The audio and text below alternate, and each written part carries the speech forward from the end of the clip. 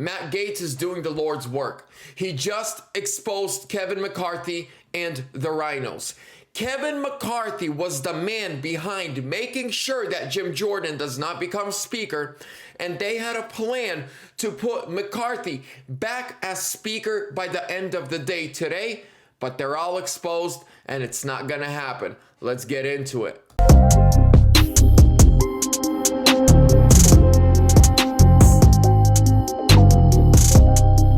Hello, ladies and gentlemen. Welcome back to ANN, American News Network. I'm your host, Vlad. I want to thank the sponsor of today's video really quickly, and that is Midas Gold Group. They are a second-generation Christian family-owned gold, silver, and precious metals IRA firm. They are the only IRA firm in the United States that is backed by Sebastian Gorka himself. They are out of Phoenix, Arizona.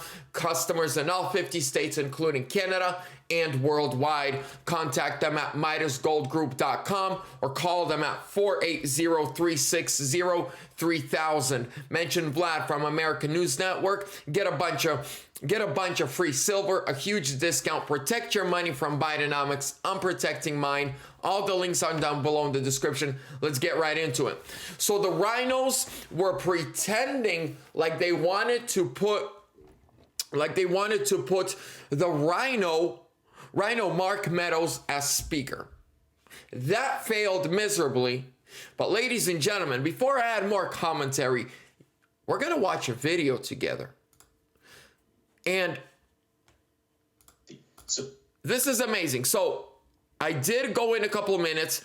We're going to watch about 4 or 5 minutes of it, of Matt Gaetz breaking down what Kevin McCarthy was doing and how he got exposed.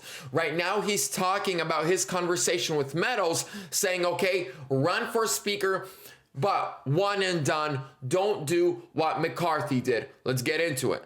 So Emmer agrees that he's going to have his shot, but that it's going to be quick. So we get that through the gestation system early yesterday. So as Emmer is withdrawing, Mark Molinaro, a moderate New York freshman Republican, stands up at the microphone and says, well, instead of restarting this process and having a camp.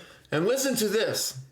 A freshman Republican, a freshman representative is the one that is making the smart moves, that is actually about to get us the results that we got this morning. Let's continue. Candidate forum and sending everybody home for a good cry. Let's just take a non-binding poll on where people would be on the person who came in second to Tom Emmer, and that was Mike Johnson. And Elise Stefanik said, well, that's against the rules. The rules don't contemplate it. We can't do that. And brilliantly, Mark Molinaro says, then I move for unanimous consent that the rules be waived and we take a poll on whether or not Mike Johnson could be our speaker nominee. And guess who objects to that unanimous consent request? Kevin McCarthy. Who was that? Kevin McCarthy stands up and erupts.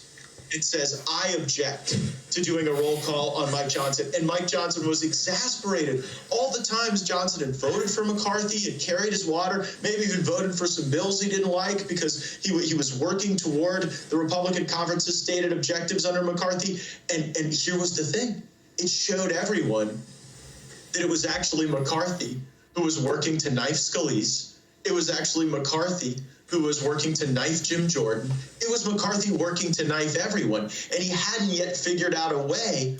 So while they are fighting between each other, you know, who's going to be the next speaker? Then it looked like it was going to be Jim Jordan. And then McCarthy comes out and does a media run and says, I support Jim Jordan. I think he'll do a great job. But behind the scenes, McCarthy is actually going around and making sure that Jim Jordan does not have the votes needed to become speaker. And McCarthy is going behind Jim Jordan and the true Republicans' backs and telling Rhinos, hey, tell the cameras you're going to vote for him. He'll make a great speaker. But behind the scenes, don't. I'm going to be speaker again, and I'll give you a great position in the House. To knife Mike Johnson. And so he was worried that there was going to be this great unifying moment, and he scuttled the unifying moment. So because of McCarthy's objection, we had to have this 3-hour delay. And, you know, candidates announce again, have another forum. And guess what happens during that delay, Steve? Patrick McHenry runs to the House floor, opens it up out of recess, and then adjourns till noon today.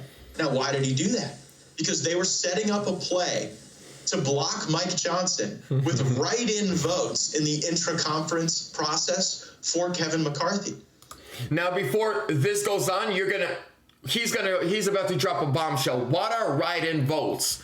It's where they vote with the paper and put him in, and whoever has the most votes becomes speaker, but nobody knows who voted for who. Just whose ever name pops up the most becomes speaker. That's what a write-in vote is. Listen to what happened. McCarthy was embarrassed today. They were promising people hearings on their favorite legislation, passage of bills. I heard people promised, oh, maybe you'll get a chairmanship. And the play was for McCarthy to return as speaker, and then Jim Jordan to be the deputy speaker in some sort of like Dwight Schrute assistant to the regional manager posture. And that would have been debasing to Jordan, someone I like a great deal, and it would have been empowering to McCarthy. So Garrett Graves and all these people are working to try to effectuate this return of McCarthy. And they're telling us there are going to be 100 votes for McCarthy on the write-in. You know how many there were? 33 on the first write-in. So they thought McCarthy was going to get 100 votes. But on the write-in, he only got 33. Now listen to this next bombshell. Blame out terribly. Mike Johnson's gaining momentum. Ultimately, McCarthy gets 43 to vote for him on a secret ballot, but Mike Johnson gets a majority, and then he says, you know what I want? I want a roll call vote, so that those 43 would have to announce themselves as being for a candidate who wasn't even running instead of a unifying force like Mike Johnson. And when we called for the roll call, do you know how many people voted for Kevin McCarthy? 0.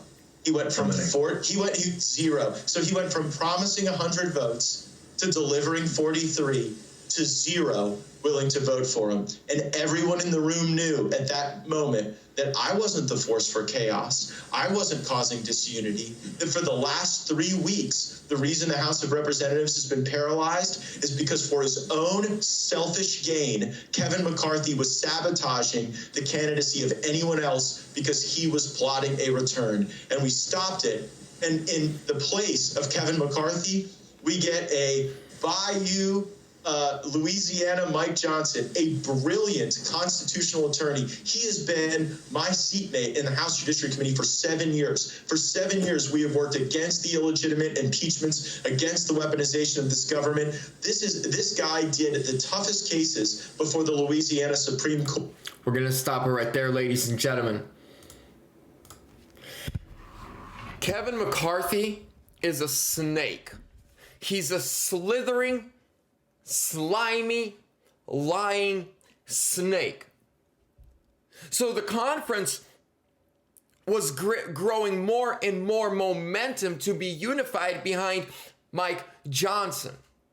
McCarthy is running around behind everybody's back, secretly trying to make himself be speaker on a write-in vote. We got 100 votes.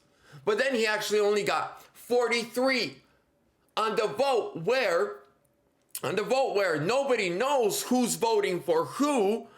He gets 43. And then when they did a roll call where you have to stand up and say, yeah, I voted for him or him, not a single person stood up to back McCarthy. Not one person. Ladies and gentlemen, from the outside and from the inside, when we look at the House Republicans, it might look like a mess. It might look like pure chaos, but it's not. It's 5D chess. What is happening is a transformation of the Republican Party, and it's starting in the House of Representatives, and from there, it's going to move to the Senate.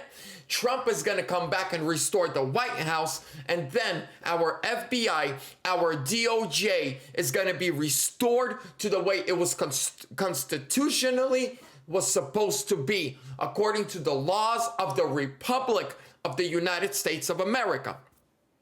Other than that, this fourth branch of government that we have, these unelected bureaucrats, when the House, the Senate, and the White House are in order, then they can set DOJ and FBI, Homeland Security, in order and take out the deep state. What we are witnessing is just the beginning of a great revolution where the people take back the power of this government, where we, the people, get our country back from these globalists, from these socialists, from these communists.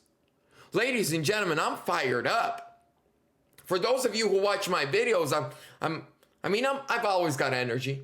I'm a very energetic person. I talk with my hands, but today I'm fired up. I've been following this, and when this broke, they're being exposed. This is great for our country. And Mike Johnson, right now the Democrats are attacking him for calling out the 2020 presidential election. They're attacking him all over the media. Oh, he's an election denier. You guys taught us how to be election deniers. If it wasn't for Hillary Clinton in 2016, we would not be election deniers. You set the precedent. You set the stage. You showed us how it's done. We're just following in the far left extremist footsteps.